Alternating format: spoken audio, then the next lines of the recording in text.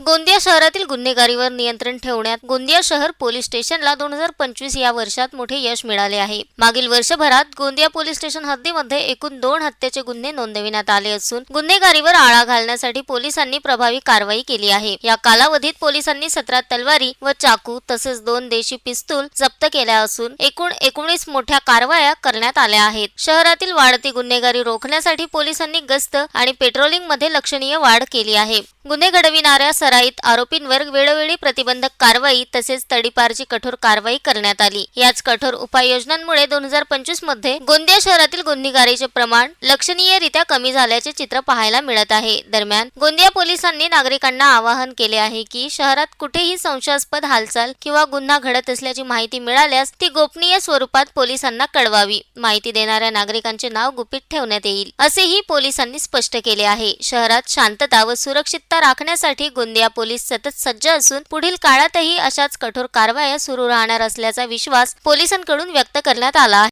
आपण 2025 मध्ये पूर्ण वर्षभरामध्ये एकूण तलवार आणि चाकूच्या एकूण 17 कारवाया केल्यामध्ये त्याच्यामध्ये 17 तलवार आणि चाकू जप्त केले आहेत। त्याचप्रमाणे 2 बंदुका पण जप्त केलेल्या आहेत। अशा प्रकारे आपण जवळपास 19 कारवाया केलेल्या आहेत। मागील 2 वर्षापूर्वी जर बघितलं तर गोंदिया शहराचा गुन्ह्यांचा जो आलेख आहे सातत्याने वाढत होता, मात्र आता 2025 मध्ये हा आलेख कमी झाला आहे। नेमक्या काय उपाययोजना शहरासाठी करण्यात आल्या?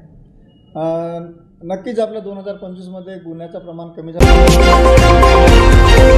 द स्टिंग ऑपरेशन न्यूज, सत्याचे दुसरे नाव, अन्यायावर लेखणीचा घाव।